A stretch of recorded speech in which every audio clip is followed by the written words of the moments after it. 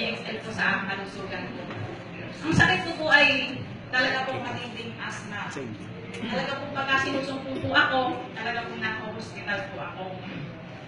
Bukod po doon, bukod po sa asthma, nung unang hospital ako, nakita po sa CT scan ko kasi ang dinadaing ko po, sobrang sakit ng liig ko na parang may nakasakal. Tapos po, yung paypay ko po, yung dalawang balikat ko, akala mo po nablansya ako maghapon yung pakiramdam. Ang bigat-bigat po talaga. Yung po pala, nakita po sa CT scan ko, may mga napinsala na po ako bugasin sa lungs ko. Sabi po sa akin ng doktor,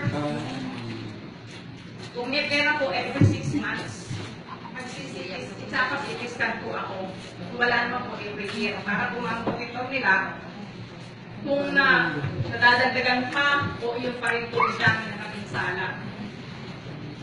Ngayon po, dumating po yung time na sinusungkong na lang po ako. Nakita po ako ng bayaw kung si Kuya Eddie Garcia din po. Artista po yun. Nakita niya po ako noon. Sinusumpong na naman po ako, sabi niya. Sinusumpong ka na naman ng Olinda, sabi niya sa akin, oo nga Kuya Eddie, malamang-lamang ka ako nito. At hindi ka ako nakuha sa mga pang-spray kung ginagamit. Hospital na naman ang abot ko. Ba't ka hindi mo subukan yung Max, sabi niya sa akin. Max lang ang katapat niya. Ang dami-dami mong ginagamit na kalamakan niya, Max lang ang katapat niya. Sinubukan ko po talaga.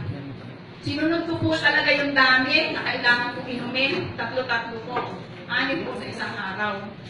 Doon ko po napatunayan na talaga po wala sa overdose. Yes.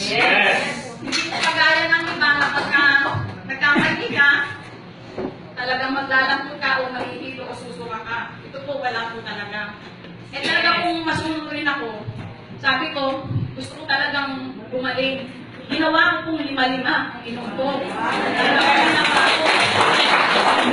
Talaga po parang amazing. 3 araw lamang po, naalis po yung bigat ng liig ko. Sumunod na ng araw, sabi ko, Kuya Eddie, ang gaan na ako ng balikat ko. Sabi ko gano'n. Nakakahiga na rin po ako ng isa na lang po ang unan. Kasi po noon, talagang halos nakaupo ako pabiga para lang po makahinga ng maayos at makatulog ng maayos. Kaya po, sabi ko, talaga palang napakagaling. Sabi ko gano'n. Kumisan po, naisip ko, pagka ako nag-testimony ako, bakit ako naiiyak. Naalala ko po yung hirap, yung sakit na naranasan ko sa pag na-hospital po ako talaga. Ngayon po, ang nararamdaman ko sa ngayon, tears of joy na.